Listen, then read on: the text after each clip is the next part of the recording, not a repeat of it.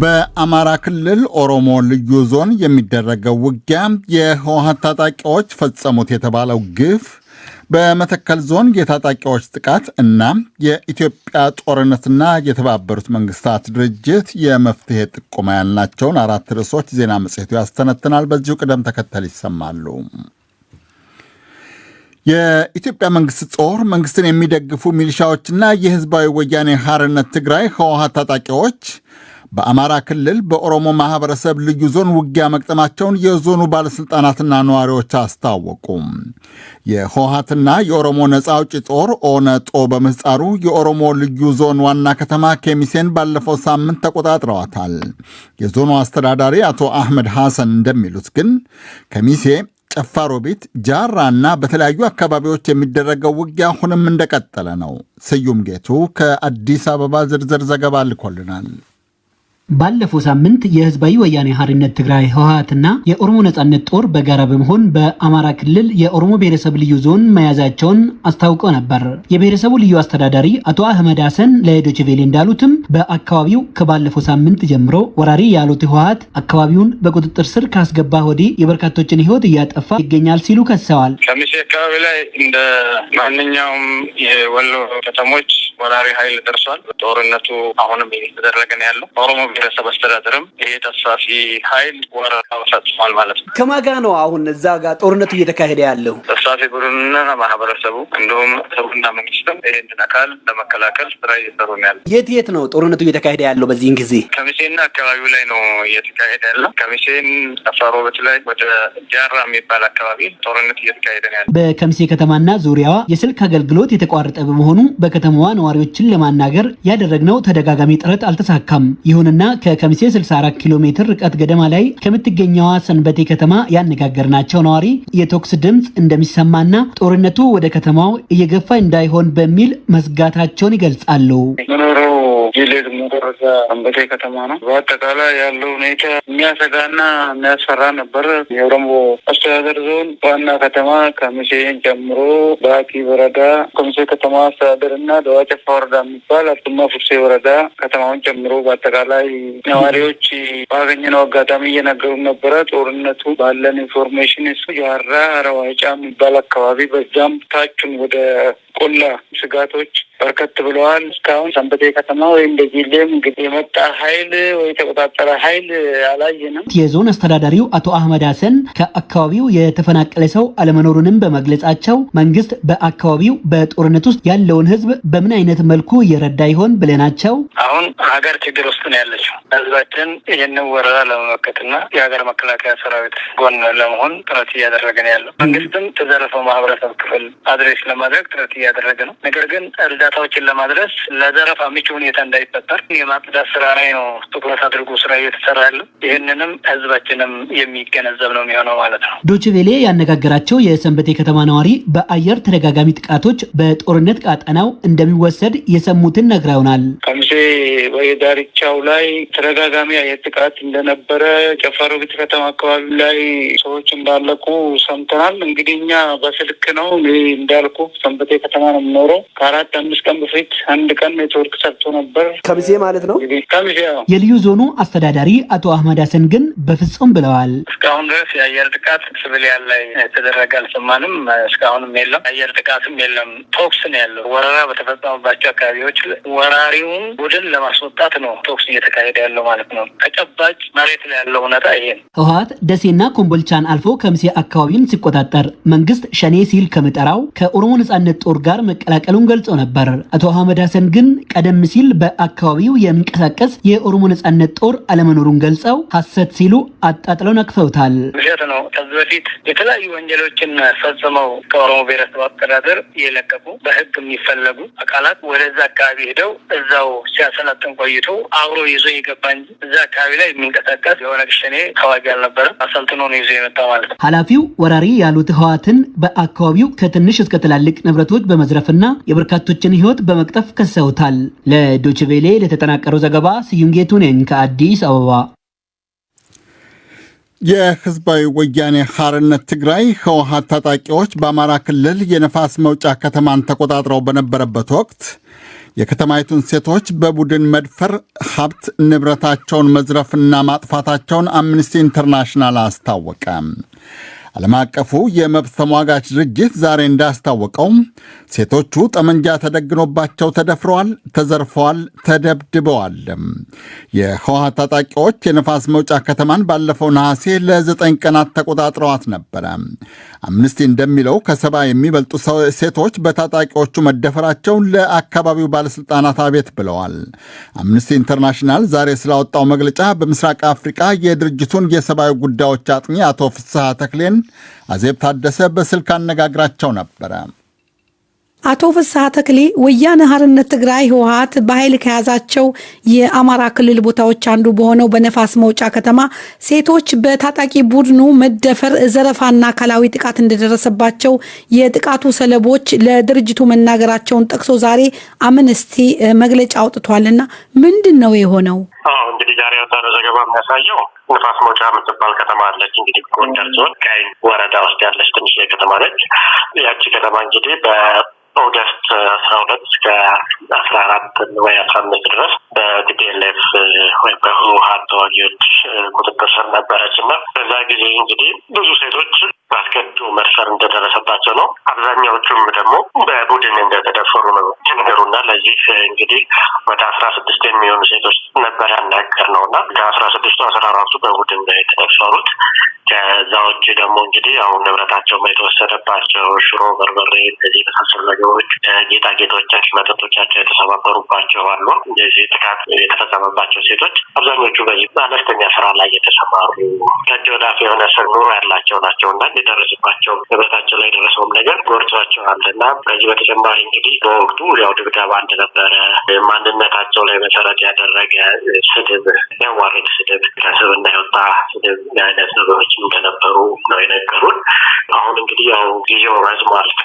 ከነሐሴ በኋላ ነው ነገር እንግዲህ ያናገርናቸው እና እስካናገርናቸው ድረስ ምንም አይነት ድጋፍ እንዳላገኙ ነው የነገሩን። የተወሰነ የእህልና የገንዘብ ድጋፍ አግኝተዋል እንደ ማንኛውም እንደ ከተማው ነዋሪ። ከዛ ውጭ ግን አስገድዶ መድፈር እንደተፈጸመባቸው መጠን የሚያስፈልጉት የሕክምናና የሳይኮሶሻል የስነ ልቦና ሪካዎች እንዳያገኙ ነው የነገሩን። በተለይ ከተማ ውስጥ ያለው ሆስፒታል ስለተዘረፈ ስለተሰባበረ እቃዎቹ ያንን አገልግሎት ማግኘት አልቻሉም። ወደ ሌላ ቦታ እንዳይሄዱ ደግሞ አቅም ያላቸው ሰዎች አድርጉ። ስለዚህ አብዛኛው ማለት ይቻላል ከሁለቱ በስተቀር እንደዚህ አይነት ጤናቸውን ቼክ የማድረግ ነገር አላገኘንም፣ የለም ማለት ነው። የተደፈሩት ሴቶች ቁጥር ስንት እንደሆነ የታወቀ ነገር አለ? በወቅቱ እንግዲህ የከተማውን ብዙ ጉዳዮች ዴስክ ኦፊሰሩ እናናገር ነበርና በአጠቃላይ ከተማ ውስጥ ካሉት 4 ቀበሌዎች ውስጥ በ3ቱ ላይ ነው ይህ ነገር የተፈጸመው፣ 3ቱ አካባቢዎች ላይ እና ወደ 71 የሚሆኑ ሴቶች እንደተደፈሩ መረጃ እንዳላቸው ነግረውናል። እዛ ግን ማናገር የቻለው 16 ብቻ ነው። ያው እንግዲህ በዚህ ጉዳይ ላይ ካለው የማህበረሰቡ ታቡ ወይም በዚህ አይነት ነገሮችን ገልጾ መውጣት ነገር ላይ ካለው ችግር አንጻር ቁጥራቸው ከዛ ሊመጣ እንደሚችል እንገምታለን። እኛ ግን ያናገርናቸው 16 ብቻ ነው የሚሆነው።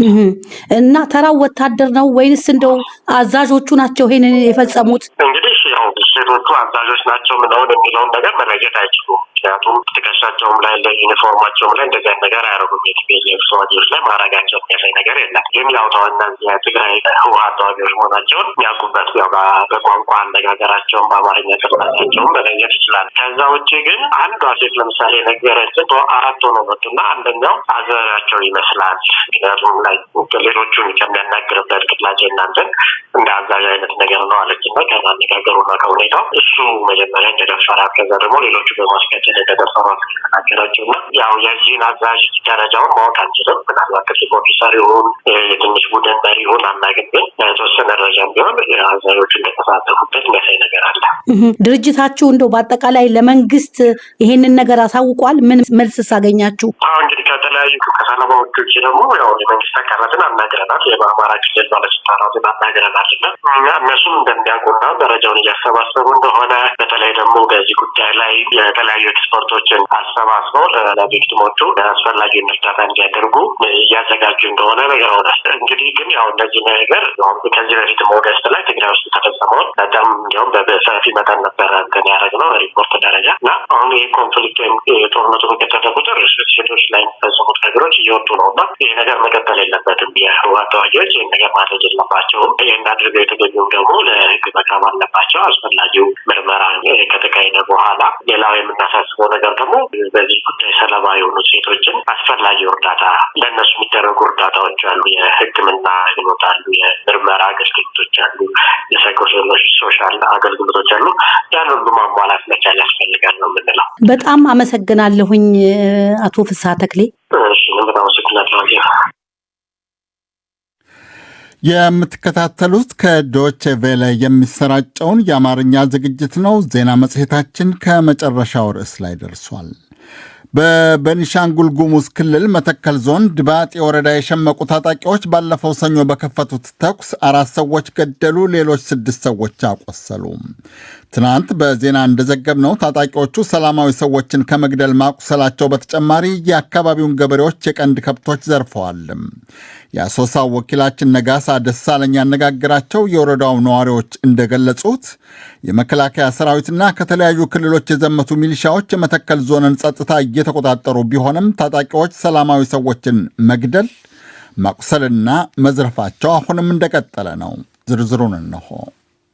በኮማንድ ፖስት መጠበቅ ከጀመረ 1 ዓመት ያለፈው በመተከል ዞን የተለያዩ ወረዳዎች ውስጥ ታጣቂዎች በሚያደርሱት ጥቃት በሰውና ንብረት ላይ ጉዳት ሲደርስ ቆይተዋል። በዞኑ ዲባጤ ወረዳ በተፈጠረው ግጭት በርካቶች መቁሰላቸውንና እንዲሁም ንብረት ላይ ጉዳት መድረሱን ነዋሪዎች በስልክ ተናግረዋል። ከስማት በኋላ ነው ጥይት በረድ ያለው። 4 ሰው ገድሏል። አንድ 3 ሰው ቆስሏል። አሁን ደፈጣ ያልገብተው በቃ ቦታ አለቀቁ። ምንም ቦታ ይዘው ነው ያለው። የኃይል እጥረት ነበረ። አሁን ከ8 ሰዓት በኋላ የተወሰነ ኃይል ተጨምሯል። አሁን የመሳሪያ ድምፅ አልፎ አልፎ ያለው እኛም እንዳደፈጠ ነው፣ እነሱም እንዳደፈጡ ነው። እንግዲህ የሚከሰተውን ነገር አናውቅም ከዚህ በኋላ ያለው። የአካባቢውን ሰላም ለመጠበቅ በስፍራው በተሰማራው ጸጥታ ኃይሎች ላይም ጉዳት መድረሱን አክለዋል። በዕለቱ በተፈጠረው ግጭት የቆሰሉ ሰዎች ለሕክምና እርዳታ ወደ ሌላ ስፍራ መላካቸውንም ጠቁመዋል። ከተማው ማለት ያለው ያው ከጧቱ 11 ሰዓት ንጋት አካባቢ ነው የተጀመረው ተኩስ። እስካሁን ድረስ ተኩስ ላይ ነው ያለው። ታጣቂ ሚሊሻ ምናምንም አለ እና ያው እነሱ ቀድሞ ቦታ ይዘው ነው መሰለኝ ያደሩ። ብዙ ሰው ተጎድቷል እና አሁንም እዛው ተኩስ ላይ ነው ያለው። ተኩስ አቅጣጫ በበርበር መውጫ፣ በዲዘል መውጫ፣ በዝግ መውጫና በቻግኒ መውጫ መኪና መስመሩ ዙሪያውን ይዘው 4ቱን አቅጣጫ ላይ ይዘውት ያሉ እና አሁን ለጊዜው በእርግጠኝነት የተረጋገጠ 5 አስክሬን መጥቷል። የአካባቢው ነዋሪ ነው። 5 አስክሬን መጥቷል። 6 ቁስለኛ ሄዷል። በወረዳው ከተማ በቅርብ ርቀት በሚገኙ መንደሮች በተደጋጋሚ በተፈጠሩ ጥቃቶች ከዚህ ቀደም በሺዎች የሚቆጠሩ ዜጎች ተፈናቅለው በትምህርት ቤቶች ውስጥ ተጠልለው እንደሚገኙ ነዋሪዎቹ ተናግረዋል። በወረዳው በነዋሪው ላይ ጥቃት የፈጸሙ ግለሰቦች ለሕግ መቅረብ እንዳለባቸው እንዲሁም ለተጎጂዎች ደግሞ ተገቢውን ካሳ እንዲሰጣቸው ሲሉ አብራርተዋል። በተለይ በመተከል ዞን በጸጥታ ችግር ብዙ ህይወት አልፏል። ብዙ ኪሳራም ገጥሞናል። ንብረት ወድሟል። የተዘሩ ሰብሎች አምና በ2013 ጀምሮ እንዳለ ነው የወደሙ። ይህን ኃይል ይዞ ያቀረበ አካል የለም። የቀረቡ ያለው ሁለተኛ ማህበረሰባችን ያን ያክል ኪሳራ ደርሶበት ሀብት ንብረት ወድሞ ምንም አይነት ነገር ድጎማ የተደረገ ነገር የለም። ማቋቋሚያ የተደረገላቸው ነገር የለም። ለምንድን ነው ይሄ አስፈላጊ ነው? መጠየቅ አያስፈልግም። መንግስት እዚህ ላይ ትኩረት ሰጥቶ እየሰራ አይደለም። ለቀጣይም ራሱ የመኖር ዋስትና ራሱ ብዙም አስተማማኝ ነው ብሎ መውሰድ አይቻልም። ለረጅም ጊዜያት በአስቸኳይ ጊዜ አስተዳደር ስር በቆየው መተከል ዞን የ4 ክልሎች ልዩ ኃይል መሰማራታቸውን ከዚህ ቀደም መዘገባችን ይታወሳል። በዞኑ በጸጥታ ማስከበር ስራ እንዲሰማሩ ከ13000 በላይ የሚሊሻ አባላትም በሁሉም የዞኑ ወረዳዎች መሰልጠናቸውም ተገልጸዋል። በዞኑ ሰላም ለማወክ ይንቀሳቀሳሉ በተባሉ ኃይሎች ላይም እርምጃ መውሰዱንና ወደ ጫካ ሸሽቶ የነበሩ ዜጎችንም ወደ ቀያቸው መመለሱን የዞኑ አስቸኳይ ጊዜ አስተዳደር ከዚህ ቀደም ይፋ አድርጎ ነበር። ለዲደብሊው ዘገባ ነጋሳ ደሳለኝ ከአሶሳ። ኢትዮጵያን የሚያወድመውን ጦርነት ለማስቆም ዓለም አቀፉ ማህበረሰብ በተለይም የአፍሪቃ ህብረትና የምስራቅ አፍሪቃ የልማት በይነ መንግስታት ሁነኛ እርምጃ እንዲወስዱ የተባበሩት መንግስታት የዘር ማጥፋት መከላከል ባለሙያ ጠየቁ። የዓለም አቀፉ ድርጅት የዘር ማጥፋት ወንጀል መከላከል ከፍተኛ አማካሪ ወይዘሮ አሊሴ ዋይሪሙ ናዴይቱ እንደሚሉት የኢትዮጵያን ሁኔታ ለመለወጥ በተለይ አፍሪካውያን አበክረው መጣር ይገባቸዋል። ተፋላሚ ኃይላት እስካሁን ድርድርን እምቢኝ ማለታቸው ጦርነቱ መፍትሄ እንዳያገኝ እንቅፋት መሆኑን ባለሙያ አስታውቀዋል። ከእንግዲህ ግን ሌላ አማራጭ የላቸውም ባይ ናቸው። የብራስልስ ወኪላችን ገበያው ንጉሴ ከወይዘሮ ናዲቱ ጋር ከተደረገው ቃለ ምልልስ ዋና ዋናውን እንደሚከተለው ተርጉሞታል። የመንግስታቱ ድርጅትና የኢትዮጵያ ሰብአዊ መብት ኮሚሽን ጣምራ የምርመራ ውጤት ባለፈው ሮብ ጄኔቭና አዲስ አበባ ይፋ በሆነበት ወቅት በሰብአዊነትና የጦር ወንጀል ሊያስጠይቁ የሚችሉ ወንጀሎች በሁሉም በጦርነቱ በተሳተፉ ወገኖች ማለት በኢትዮጵያ፣ ኤርትራና የህወሓት ኃይሎች የተፈጸሙ ስለመሆኑ ተገልጿል። ሆኖም መርማሪ ቡድኑ የተፈጸሙት ወንጀሎች የዘር ማጥፋት ወንጀል ስለመሆናቸውም ሆነ የኢትዮጵያ መንግስት ረሃብን እንደ ጦር ስልት የተጠቀመ ስለመሆኑ ማረጋገጫ እንዳላገኘ አስታውቋል። የዶይቼ ቬለዋ ጋዜጠኛ ሚሚ ሜቶ ታካምቡ በኢትዮጵያ እየተካሄደ ስላለው ጦርነት የመንግስታቱ ድርጅትና የኢትዮጵያ የሰብአዊ መብት ኮሚሽን ጣምራ መርማሪ ቡድን ስላወጣው ሪፖርትና የመንግስታቱ ድርጅት የጸጥታው ምክር ቤት በኢትዮጵያ ላይ በተከታታይ ስላካሄዳቸው ስብሰባዎች የድርጅቱ የዘር ማጥፋት ወንጀል መከላከል ከፍተኛ አማካሪ ከሆኑት ወይዘሮ አሊሴ ዋይሪሙ ናዴቱ ጋር ያደረገችውን ቃለ ምልልስ እንደሚከተለው በአጭሩ አቀርባለሁ። ጋዜጠኛ ታካምቦ በመጀመሪያ በኢትዮጵያ ያለውን ሁኔታ ለመለወጥ በተጨባጭ ምን መደረግ አለበት በማለት ነበር የጠየቀችው።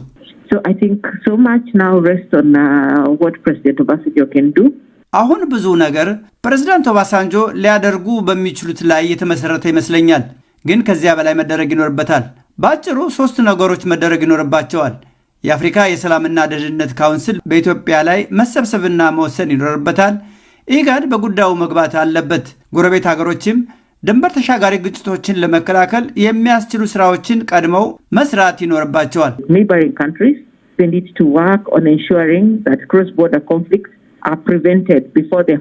የመንግስታቱ ድርጅት የጸጥታው ምክር ቤት በቅርቡ በኢትዮጵያ ላይ ስላደረገው ስብሰባና በስብሰባው ስለነበረው ውይይት ተጨማሪ ማብራሪያ ቢሰጡን። የጸጥታው ምክር ቤት መደረግ በሚገባቸው ጉዳዮች ላይ ነው የተወያየው። ካለፈው ስብሰባ የቀጠለም ነው። በተጨባጭ በመሬት ላይ ሊሰሩ በሚገባቸውና ዓለም አቀፉ ህብረተሰብም ሊረዳ በሚችልባቸው ጉዳዮች ላይ ነው የተወያየው።